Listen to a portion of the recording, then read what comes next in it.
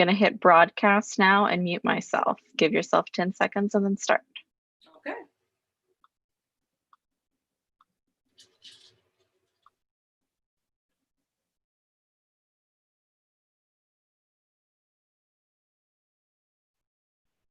Hello, everyone. My name is Serilda Summers-McGee, and I'm the founder and CEO of Workplace Change, which is a human resources firm located in Portland, Oregon. What makes our firm unique and different is that we integrate and embed diversity, equity, and inclusion tenets throughout all traditional human resources functions. So for folks who are not always in the human resources kind of arena, that means employee relations, labor relations, compensation, how you get paid and how much you get paid. Recruitment, training and development. We just make sure that there's an equity lens on top of how those processes are administered. And we make sure that diversity, equity, and inclusion is at the center of that work. All right. So today we're going to be talking about how do we develop allies in our companies and what does that really mean? So what does allyship really mean? That's what we're going to be exploring today. And I want to start first before we jump into that content by saying a couple things. Number one, I'm excited to be here with you today for the SASTR Annual 2020 Conference. But I'm also excited to hear your feedback and your questions along the way. All right. So if I say something, you're like, Serilda, I question that one, or how does this apply to my particular industry, or how would this work in my ecosystem, or even if you have a personal example or experience that you've had to kind of endure and you want some tools to overcome it, let me know about it. We want to hear about it. On the side here, we've got Hannah. Hannah works for Workplace Change, and she'll make her video and audio live at the end of the presentation and start to go through the chat feature the Q&A feature and the function to figure out, what questions are out there for folks. Okay, so make sure you jump into some of the questions along the way. There's no question that's too hard. There's no question that's too simple. I've been in this game for a long time, so I'm excited to hear something new, and I doubt that I'm going to hear very much new because, again, people are pretty consistent, and the challenges that you've experienced, others have experienced, and I've likely helped to coach them through it at some point in time in my career. So again, we're talking about allyship in the company. We're talking about how to move the dial and really establish allyship in your work environments. To start the discussion out, I want for us to think about this statement here. All right. This is going to center to ground our conversation moving forward. And I'm actually going to come back and forth into this statement a few times throughout our conversation today. And I do hope it's a conversation. Systems will change when those benefited by them, oftentimes at the expense of others, repeatedly stand up. That's what allyship is. Allyship is that repeatedly stand up piece. Right. And the part that really gets people off their square is when we say you benefit at the expense of others, because some folks are like, no one's being sacrificed for my benefit. Like, I earned this. I worked hard for this. You absolutely did. But there are some other folks who did not get those opportunities along the way and didn't get an opportunity to earn it and work hard for it. Right. We're going to talk about that today. We're going to give a variety of examples and illustrations of how this really works, how allyship works, and why it's important. I believe you can only be an ally if you become aware of the inconsistencies and open your mind and your heart to understand the systems that can be harmful to others based on prejudices, based on, implicit biases, based on ignorances. You have to open your mind to these things in order for you to be a true ally. All right, so what is an ally? Let's talk about it. And then I'm going to give you a lot of examples. And this is where I hope you really do jump into that Q&A feature. What is an ally? An ally is a person of privilege. And by the way, we all have privileges, right? If you're able-bodied, if you've got vision, if you can hear, if you can, you've got, 2 legs to walk on, if you've got, a working solid heart, these are privileges that not everyone is afforded, right? I know we've heard about this before. So an ally is a person of privilege who consistently acts in solidarity with others in a marginalized group to seek an end to oppression and promote equality. Allyship is continuously exploring and re-examining privilege and seeking change through actions and words. It's the action component, right? Let's just give a few examples, right? What if there's a situation in your workplace and you become aware that there are pieces or portions of your website that are not accessible to people who are blind or visually impaired, right? Sometimes PDFs, if you don't like do them properly, they can't be read by the software that supports folks with vision impairments and who are blind. What if you become aware of that? What do you do with that information? I can't tell you the number of folks who are aware that their websites are not accessible to people who are blind, and they don't do anything about it. Well, that's not being a true ally. What about folks who, some people in their organizations, they do focus groups, or they're in government, and so they have to engage with the community, or they do press conferences, or they have to communicate with different stakeholders pretty consistently. Well, is there someone who's there to provide sign language to folks who can't hear? Do you even invite folks from hearing impaired or deaf communities to participate in those environments? Do they not need your services? Do they not need your resources? Right? Allyship is recognizing when those things are occurring and speaking up to do something about it. How about gender neutral bathrooms? Folks who are non-binary, folks who are trans, and they just want to be able to go to a bathroom in peace and be comfortable and feel safe. Are you aware of that? Does it apply to you? And see, with allyship work, it doesn't, you are privileged. You are benefiting from a system because it was designed for you. It was designed for folks like yourself. But what about those who identify differently? What about those who have challenges that are different from your challenges? We can do the same thing about, Black executives and board members, people who are on executive teams and the entire executive team is racially homogenous. The entire board is racially homogenous. Why in today's age should there be any team at all that is racially homogenous or gender homogenous? Why? Right? How important how important to you is it? And then I just want to use another very subtle, kind of microaggression-y situation where, maybe you're at there's a particular meeting that occurs and there are some particular players at that meeting, and there are folks who are around the table, and every time they speak, they get interrupted. Every time they have an opportunity to talk, they are talked over consistently, and it cuts down gender lines or it cuts down racial lines. When we become aware of those trends, what do we do? Right? The what do we do piece is the allyship. That's where you identify, that's where you will either activate as an ally, or you'll be a bystander and just a witness of things that are not fair, that are inconsistent. That is what ally is. The list goes on and on. I just gave you a few illustrations, but there are millions of illustrations out there. So what's the value of being an ally? What are the outcomes of allyship in the workplace? Well, number one, it promotes civil rights and equality. Both of which people will constantly say, I am in support of civil rights and equality.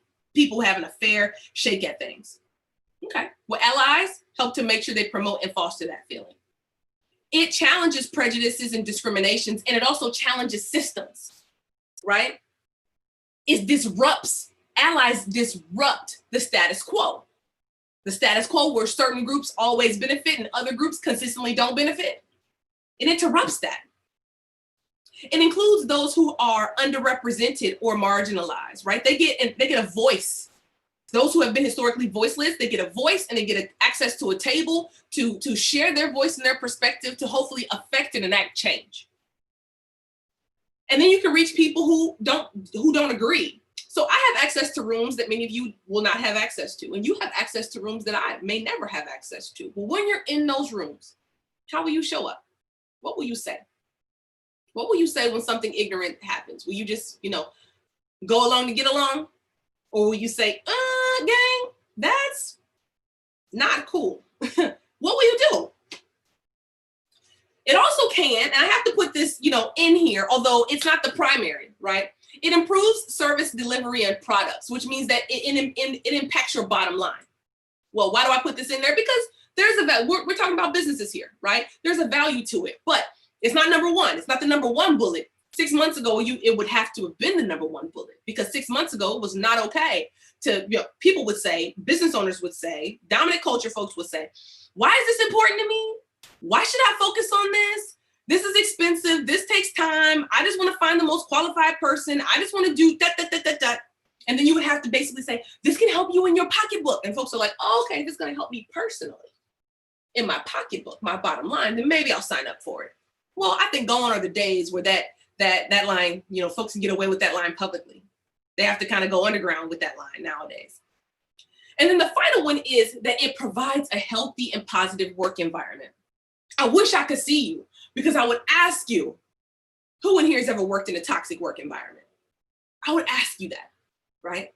And I would say most people would raise their hands. Of course, not for the company you currently work for. I'm sure everything in that company is copacetic. Things are great at that company. But at some point in time, you have likely worked in a business environment. And if you're too, either you've been blessed and highly favored to not have experienced it, or you're too early in your career to have had a couple rounds of dating different corporations to really have that experience. But most of us have had that experience. And we know that it has a pretty significant and detrimental impact to not only our mental health and well-being, but also it can have a physical impact. It can impact our skin. It can impact our mood. It can impact how we show up in the house.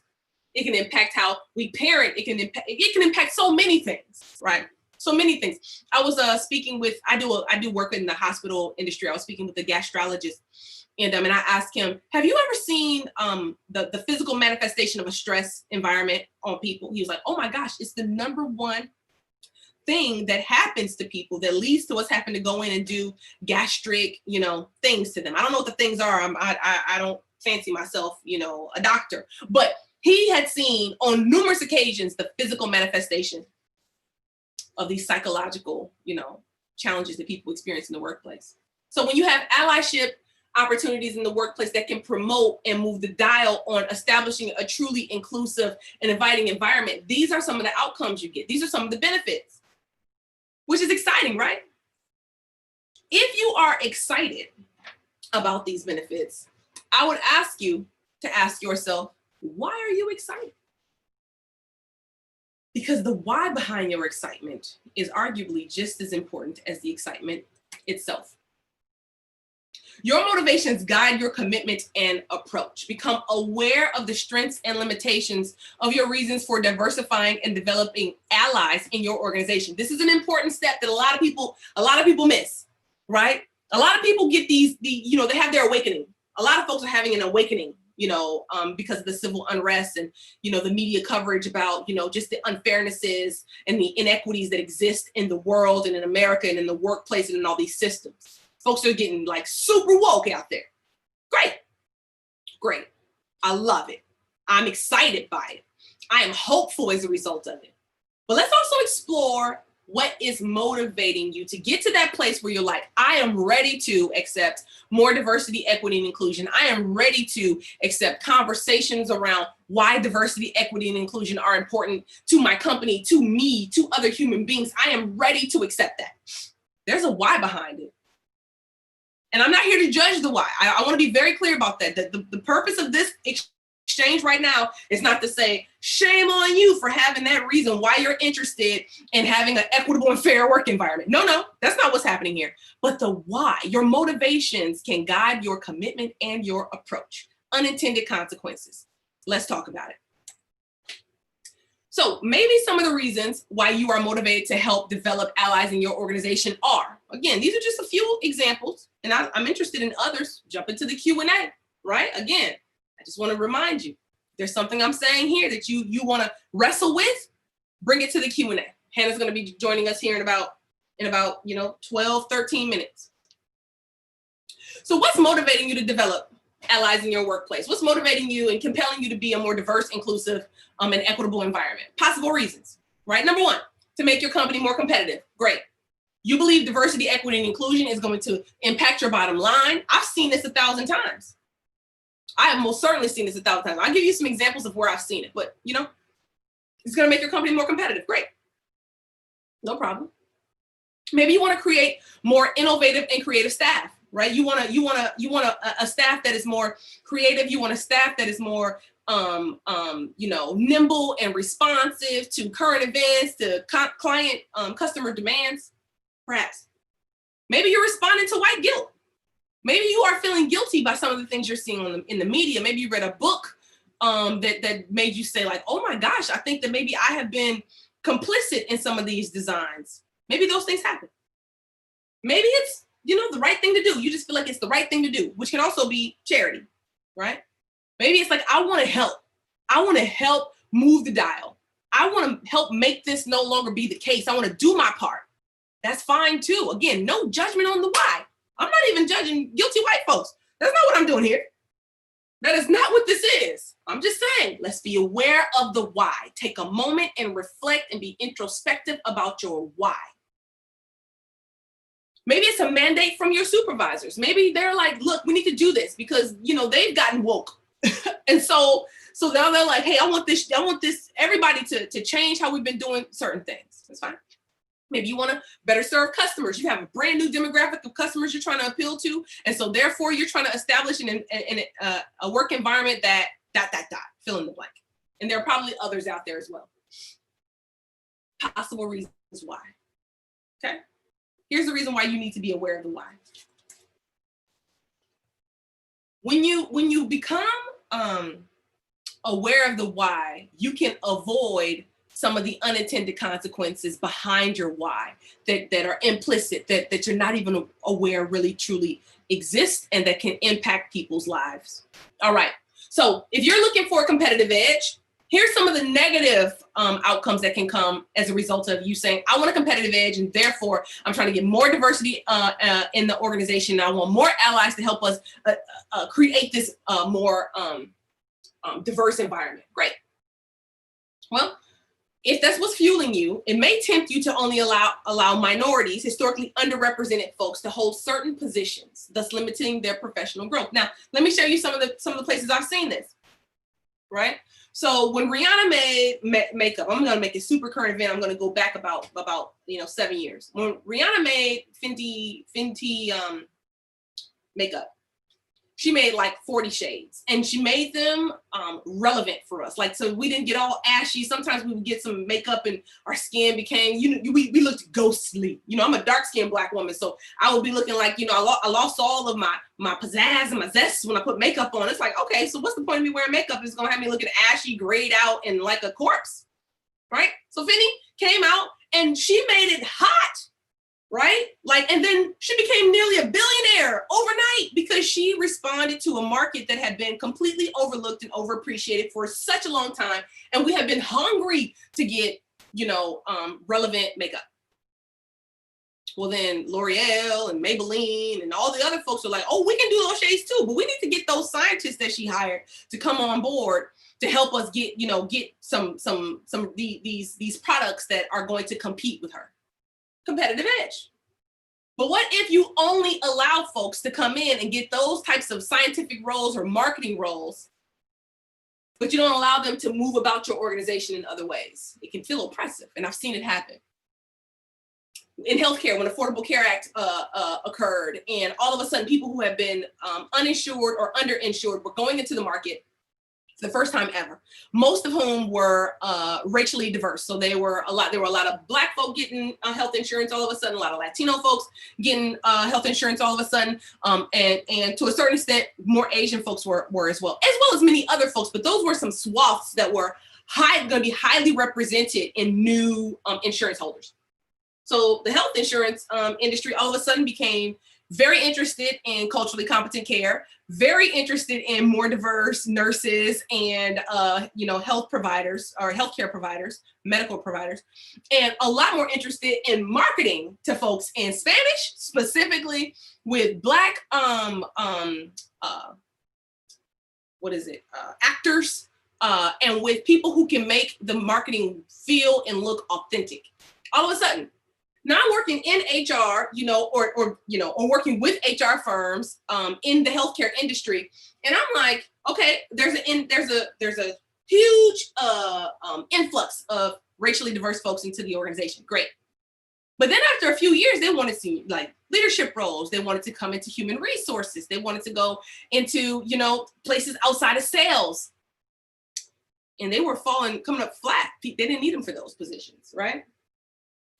What about guilt? If guilt is leading you to be more diverse, to establish more allies, you may lead you to tokenize, right? May lead to tokenizing highly skilled people of color, leading to exclusivity and conflict, right? So your guilt is making you now put them on all of your images. It's leading you to, have 4 people and make them feel like, they have to be everywhere all the time, every committee, every board, it's oversaturated. You're putting so much attention on them that the dominant community are feeling like, underappreciated, disrespected, etc. Maybe you have a poorly planned mandate. Maybe your mandate you must find historically underrepresented people. You must get people who are veterans, which was a huge push a few years ago. You must get people who are X, Y, and Z, whatever it is. Okay. But if your managers haven't been brought along on the journey, right, and they don't understand what allyship looks like, they don't understand what diversity, equity, and inclusion looks like, they feel like it's reverse discrimination. They feel like it's disrespectful for folks to be challenging the status quo and these norms that have always existed. Yeah, that leads to a lot of conflict in the workplace. Maybe you think it's charity. It may mean that, if you're moving from a position of I want to do, I want to do good, I want to help. But then you put people in positions that they're not qualified for. You put people in positions that are not ready to hold those positions. A couple things can happen. Number one, there's a high likelihood they're going to crash and burn. Number two, people are going to start questioning your leadership. They're going to start saying, like, what are you thinking? You just gave this person this job because they are filling the historically marginalized title. And if you want to innovate your services and your quality, it may mean you seek other perspectives when may mean you seek other perspectives when you deem them to be valuable exclusively, right? Furthering the agenda of dominant culture. So, like invitation only, you only come in to talk about this very specific body of work. I've also seen people, put on the shoulders of the Black community, the Latino person that they brought on board, all the responsibility of developing a brand new client or customer base. But nobody else has that responsibility. And this is an organization that has historically not had a great deal of presence with that community, and is exclusively on the shoulders of the historically underrepresented person to go and find all the folks, cultivate it, bring them in. And if they don't bring those folks in, they don't hit those numbers with that particular demographic, they're fired. But nobody else has that kind of burden. They can just go out there and just do their jobs naturally. Right?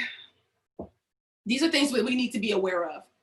So how do you move the dial on diversity, equity, and inclusion and foster a sense of allyship in the workplace? How do you do it? How do you do that? Well, number one, you have to elicit the support by sharing your vision. You got to get other people to be on board with you. You can't do it alone. Your leadership team has to be involved. If not, it's gonna sink your battleship. So if you're by yourself, basically saying, like, I'm gonna move the dial. No, you got to go to the folks who are the owners and the maintainers of these systems and get them to buy into these concepts. And if you are the owner and the maintainer of the system, you cannot just unilaterally say, let there be light, and all of a sudden everything changes. You got other stakeholders in the ecosystem. And I tell folks this all the time when I'm advising them on HR matters. If your middle managers and your supervisors are not on board with your initiatives, they're going to sink your battleship. They're going to actively, pardon me, they're going to actively push against your initiative. And then you're gonna be like, why are we moving the dial on this? Well, that's because they never bought into it from the beginning. So they're just going along to get along, but they're not really moving the dial in the envelope. And then you must complete the pre-work with stakeholders, right? And that pre-work with stakeholders can look like facilitated discussions with an actual professional facilitator to help them understand and go along in their journey. Everybody's on this continuum of understanding. People are at different places and spaces in their lives on their journeys. So bring people in to help educate and help to help people along in their journey. You can do trainings and workshops where people are actually wrestling with topics and concepts. I'm excited to be here today because I know that I'm at least touching, not physically touching, I'm in HR, like that's not appropriate. But I am connecting with someone having an aha moment right now. Like, this is the journey. Bring experts in who can help move the dial on these things. All right. And again, because I want to help you in your journey, if I'm saying something to you where you're trying to make sense of it and it's not quite, jump into the Q&A. I want to hear from you. I see that there are a couple questions in there now, but we're getting close to the end. So I want to make sure we definitely have time to respond to your Q&A. And then create a work plan of how to move it forward, like how to cascade this environment of allyship, this environment of diversity, equity, and inclusion. It's really important to come up with a plan and then work the plan. It's like story of my life. Make the plan, work the plan. It always works sometimes. All right, build a coalition of allies in your organization. Develop allies by promoting knowledge, aligning purpose, and driving action. Let's go deeper into that, right? Practicing allyship by becoming knowledgeable about the systems. You have to understand these systems. I had a conversation with I don't even remember which the group is. There are a lot of trainings that are going on right now.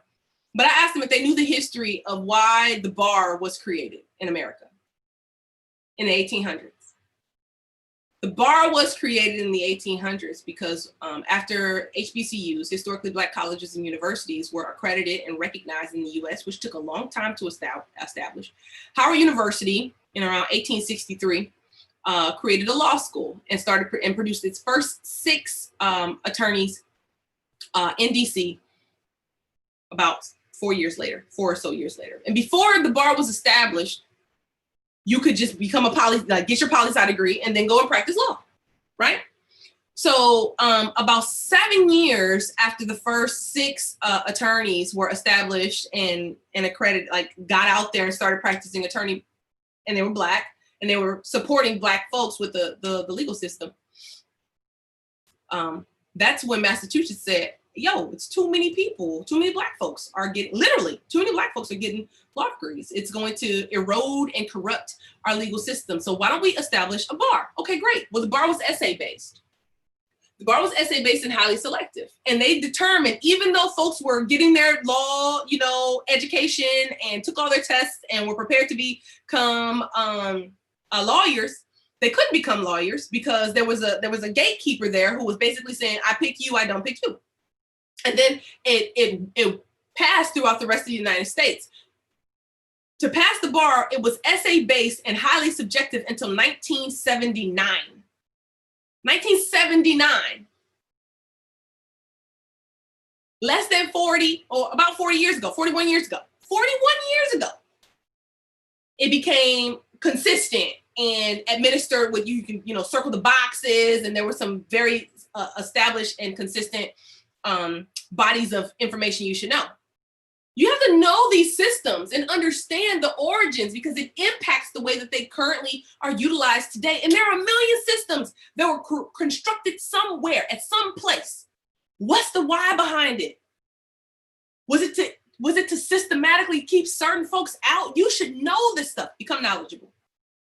Understand the purpose, understand the why behind why you're being an ally, right? Become knowledgeable about some root causes, do your work. Understand the reason why you are drawn by it, because there can be some unintended consequences. And Lord knows I've seen them. And then get to action, get to work, right? So let's go even deeper into this allyship strategy, and let's talk about like what the action looks like, right? Each of these actions can happen one-on-one, in daily moments with individuals, or larger events. Like, just be smart about how you start to engage with your allyship supports and efforts. So number one of the things you should do is when you see something, when you see it, say it instead of being there afterwards. I've seen so many people come and pick up the pieces afterwards. Oh my gosh, I saw what happened to you. I'm so sorry that happened to you. That wasn't fair. Well, you witnessed it happening while it was happening. You were silent, which means that you were completely in support of it. I mean, if you're silent about it, that means that you are complicitly in support of what is occurring. And now after the fact, you want to help pick up the pieces. How about not break me apart to begin with? Right? Lord knows we've seen these things happen. We've likely been at different times. I know I have. I've been that person. Normalize a culture where interrupting is not okay. Right? Where interrupting is not okay. Allow someone to finish their statement. Put some time parameters around it if you need to. Sometimes people can be talkative. Sometimes they can be, they're saying things that are absolutely pointless, not value adding, right? And then you can pull them to the side after the fact and give them that feedback. But when you just swat them away and make them not feel great about themselves, it's not okay. Be an active bystander and intervene. I was in a meeting. This is when I was still on the inside, right? I'm thankful to be on the outside now. But when I was still on the inside, I went to like my first month. In my first month on a new job, I was on the executive team. The president's there. All the execs are around the table, and there's one particular person who there are two people. Like, I don't know what the dynamics are at all. I'm HR though, right? So my responsibility is to kind of be the conscience of an organization and to establish, like, what is the culture? How will we treat each other here? And I take that responsibility very seriously. So there are two people who are talking. One is talking, and the CFO, who's a woman, she basically like says something that is just rude, like not even subtly rude. It was like, this is the most ridiculous thing I've ever seen. And why would you even da da da da da? So I'm sitting there like, clutches pearls. Where do we do that at? Right? Like, why are we talking to each other this way? So after a couple moments of berating, or from the CFO berating this person and really shutting them down, it's 9 of us in a room. Nobody's saying anything. And I'm brand new and I'm the only Black person there. I'm like, what am I gonna do? So I say, hey gang, I just wanna I'm new here, right? You can use that for a little while. I'm new here. I just wanna ask, I've noticed that like there were some statements that were made that were pretty loaded. We call the person ridiculous, we call somebody stupid, we call somebody, and I'm learning your culture, I'm learning the norms. I can play in that game too, or we can just call each other stupid and say very mean things to one another.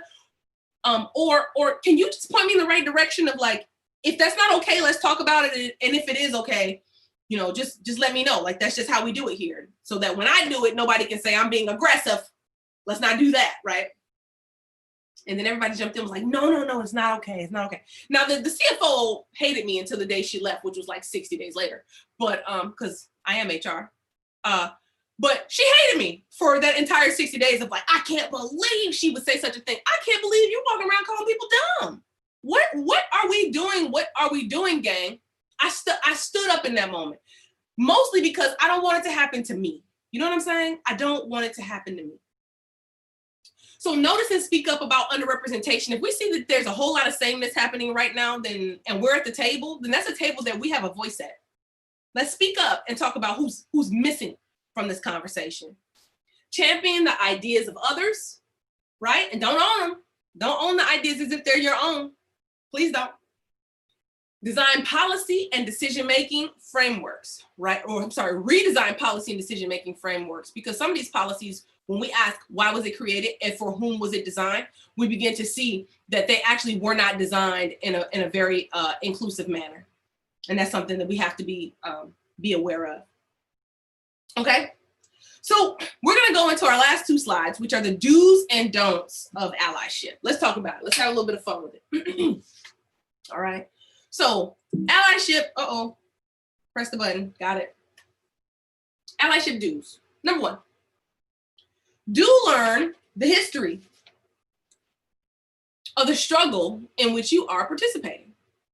Do learn about the history of the struggle in which you are participating, right? Learn about it. It's no one's responsibility. If you want to be an ally, your job, the way you become an ally is not just by burdening people who are historically marginalized to teach you. It's about going out there and doing your research and investigating what is going on here. Do acknowledge how you participate in oppressive systems. Right? If I'm in an environment and I know that the website doesn't, it can't be read by the software that supports the visually impaired and blind,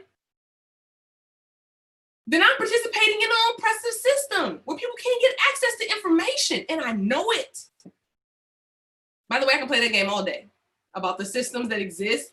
Even people in wheelchairs, and there's no off-ramps off the sidewalk. They literally cannot move about the city, the county, the neighborhood, because there are no off-ramps, and we know it. Again, I won't do that all day, but I could do it all day. Do be aware of your implicit biases. Like, how am I aware of an implicit bias? Here's how. Ask yourself, why are you having this thought in this moment? Like, if you're in an interview, for instance, and you start asking follow-up questions, like, I just think that there may be something there. Based on what? Why do you think there may be something there? Could it be an implicit bias? Likely. You have to ask yourself why you're doing or thinking some of the things that you're doing and thinking. Do amplify the voices. Do amplify the voices of those without your privilege, right? If you've got access to a table, don't take over their voices, right, for your own, but to bring the perspective in and then invite them into a discussion so they can speak for themselves. Do figure out how to change the oppressive systems that exist, right? Figure out how to change these systems. These systems are owned and operated by you. I remember I was talking to the procurement department. So if you work in government, there's a procurement department where they administer the funds that they get from the contracts from, vendors out there. And they were trying to get more diverse vendors at this particular organization to provide services, culturally competent services to a community that they were trying to connect with. And they were taking like 6-7 months to release the funds. So these nonprofits had staffed up their workforce, right? And then it was taking 6 months in order for the funds to drop, but they had to cover the payroll all that time. They were going out of business. So I've always been involved with the community. So they reach out to me. I'm HR, right? They reach out to me and they're like, hey, Serilda, we need some help. And I'm like, I know some people. I'll go talk to some people. I mean, I don't know procurement. I go and I talk to the procurement team and they say this to me. I'll be brief. They say this to me. They say, yeah, no, our system is super slow. It takes forever for people to get paid. So I ask, who's in charge of the system? Like who operates the system? They're like, well, we do. Well, who could change the system? Like who should I talk to who could change the system? And they're like, well, technically our team. You see where I'm going with this? We know that these systems are not fair, and yet we just go along to get along because we've always done it this way. We've got to do better. And then the last one is do be open to listening. Listening and not being defensive.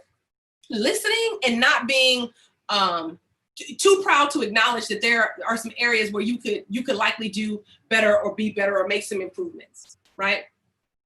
That's important. And then allyship don'ts, right? Don't expect to be taught or shown. That's nobody's responsibility. Your responsibility is to go and figure it out, right? Do some research, take some classes. Don't strive to be viewed as the best ally, right? It's not a competition. Just be a good ally. Just do the work. It's important to highlight. Don't behave as though you know best. That's paternalistic, right? Right. This is what the oppressive got to do in order to but really, have you ever been in these people's shoes? Why don't you just allow them to tell you what would help them be better and do better and be different? Don't take credit for the contributions of those who are marginalized, right? We've seen it happen. Take credit only for the things that you have, created and that you have, really put a lot of brain power into. And even if you are at a table and you can represent somebody else's work, give them the credit for that work. Gang, it's so simple. It's like so simple that it's elusive for many people. Don't assume that every member of a marginalized group feels oppressed. Man, people aren't monolithic. Every person in a wheelchair is not experiencing life the same way. Every Black person is not experiencing life the same way. Every Latino person is not experiencing life the same way. Just because you've got one Black friend doesn't mean that, you can speak on behalf of all the Black community. Like it's stuff like that people constantly they mess up for. Like that's not allyship. And don't make the efforts about you. I was on a call with a parent group community, something that I couldn't get my husband to do, so I got caught in it. And this lady says in the conference group that and by the way, we were the only Black family in the group. And she says something like, don't call people freshmen and seniors and juniors anymore. That's oppressive. So I'm sitting here like, I actually do this work. I'm Googling. I'm even Wikipediaing. Like, where is this coming from? You can't call somebody a senior anymore? Like, is that a thing? Like, people will literally take this space of being an ally as a way to dominate on top of other people, right? Like, oh, I know something that other people are comfortable with, even if you don't even know anything. And then they weaponize it in a way to just be like total domination. Not cool. Don't make the effort about yourself. That's not allyship. That's something else. All right. So those are the that's our general overarching training. I'm going to have Hannah jump on and make sure that she can go through the chat and see what's in there so we can have a brief conversation. We've got about 10 minutes ish. And if something is on your mind, please do jump into the Q&A. Let's have the conversation. I'm excited for it. So Hannah, what do we have? Hey, everyone. So our first thing that came up, someone said that they are in a small industry and want to share the realities of sexism and racism that they've experienced and seen with other employees that they've been with or other companies they've been with. But sadly, they still need the relationships with those companies, especially within their industry and their current role.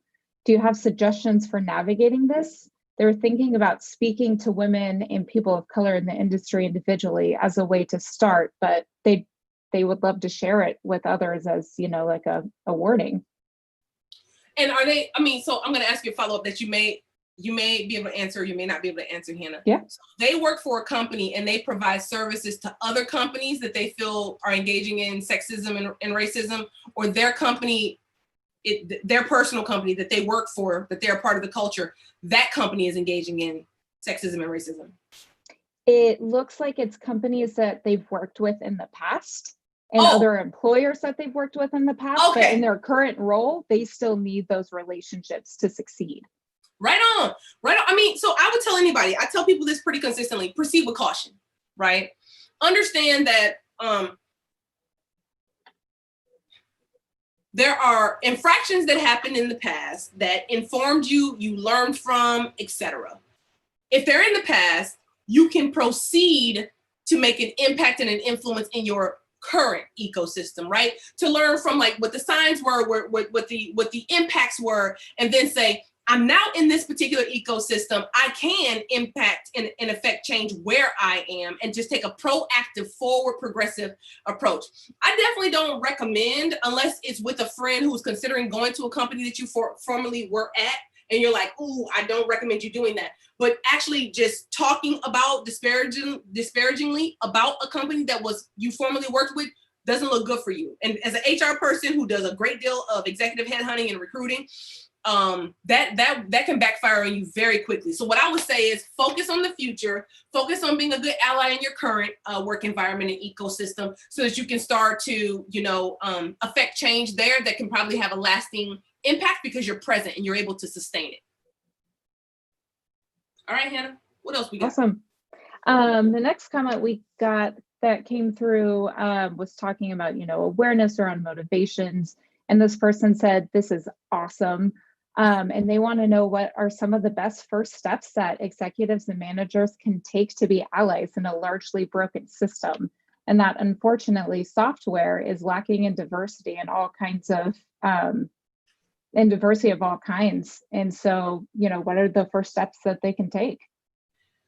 Well, I get that question a lot from a lot of different clients and prospective clients. Like, where do we begin? And I think there are two different places that I've seen as a best practice to start from. And one is with understanding how people are currently experiencing your ecosystem through a culture assessment, more than a survey, but like either focus groups or one-on-one interviews to hear in a confidential environment how people are experiencing your work culture. I tell folks this all the time. People have a personal relationship with your work environment. Every single person, they have like a girlfriend, a personal relationship with your work environment. And so you have to understand how they are experiencing that relationship, and then you can start to make tweaks for the current folks that will only make it better for people, the future folks to come, right? If it's already currently broken and then you try to bring more diversity inside your organization, whether it's gender diversity or racial diversity or ability diversity, and they have to become immersed in a broken system, it only exacerbates the broken system, right? So start by understanding what about your system is working for people and what about your system isn't working. That's one area you can begin in. The second area where you can begin is through training. You have to let people know what you want them to know inside your company, right? We want you to be aware of, non-binary and what's going on with the LGBTQ plus community and what's going on with the Black community, and the fact that there's a huge debate going on right now about BIPOC. Huge debate. Not a big BIPOC supporter. I woke up one day, I was Black. Next day I was BIPOC. I'm like, nobody asked me. And so we're really trying to figure out what the root of this whole BIPOC concept is from. So just, teaching people, educating people what you want them to know, and understanding the terminology and the language to use so that people feel comfortable engaging in conversations instead of just shutting down. Those are the two starting points that I would recommend. All right, Hannah. All right. Our next Q&A that we got is how do you differentiate and educate on performative allyship versus meaningful allyship? So good. Who said that? Is their name there? Excuse me if I pronounce your name wrong. I think it's Sanjayan. Yeah. I love you, person who made that question, Sanjaya. I love you. If I'm saying your name wrong, I apologize for that. There's a whole lot of performative allyship going on out there. And here's the thing, the way that the primary way you can identify what performative allyship is A, combative, right? They're like, they want to know everything. If you ask any follow-up questions, they're like super defensive very quickly. That's performative. Like you don't really want to have a discussion. You don't really want to bring people along. You don't really want to lend a voice to the voiceless and help make systems better. You really want to, dominate through, something, information that you feel nobody else knows, and that it makes you more powerful as a result of it. So that's one telltale sign when people are super defensive. Another telltale sign is when folks, aren't like they're allying, they're being an ally for people from historically represented groups, but they never bring those people forward. They never diversify on their teams. They never, are trying to bring in contractors who are historically underrepresented. They never do anything that's really outcomes oriented, but they talk all the time. Nobody's got time for that. So that's just a couple of illustrations. I can go on and on about performative allyship. Really frustrating. What else we got, Hannah? All right, we have two more things. The first is, do you have any recommendations on programs or tactics to employ as a company to foster allies? Well, program, like no specific program, right? Like I'm not here to say like, oh, this one particular program is better than other programs. I wouldn't do that. But what I would do is say, the best ally is informed. The best ally is educated, not just passionate, because they don't really know what they're passionate about. They don't really have the language to be able to articulate the why behind something changing. So they're super impassioned, and then they go and they say, you shouldn't do this. And then somebody says, well, why? And they're like, because it's bad. Not helpful, right? Like nobody's gonna buy that. They're not gonna change just because, unless you're very, very powerful in the organization. And even so, if you cannot justify it, people will performatively change, right? But not actually actively change. And so what I would say, the number one way to become a really strong ally is to get educated. That's why that box of knowledgeable was number one, right? It's so important. And then you have one more question, and we have 3 more minutes. Yeah, the last one that I had come through, you kind of touched on with your last answer, which is, what is one simple thing that I can do today to develop allies in my company? One simple thing you can do today to develop allies in your company is, number one, bring training into your company. And I'm not, caping for trainers. We are a trainer, right? Like this is something that we definitely do, but you can bring I don't know where you are in the country or in the world, but training is so important because training at least gives everyone a level understanding and terminology to use.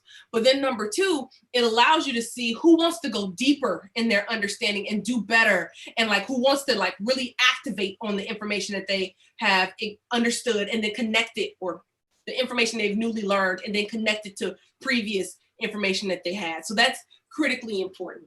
So Hannah, thank you so much for jumping into the Q&A. Gang, I want to thank you for putting questions in the Q&A. I was very nervous that we wouldn't get any Q&A. And I want to also invite you all to connect with me on LinkedIn. I love to stay in contact with you, and you should all try to connect with each other as well. That's a great professional platform, and that's really important for us to continue to kind of build momentum behind being strong allies and being knowledgeable about what's going on. Thank you for your time. I'm Serilda Summers-McGee, and it's been my pleasure. Thank you, Serilda, and thank you, Hannah, for fielding those questions, and thank you to everyone that submitted those questions. Those were great. As a reminder, the session will be available on demand, and we will see you all tomorrow.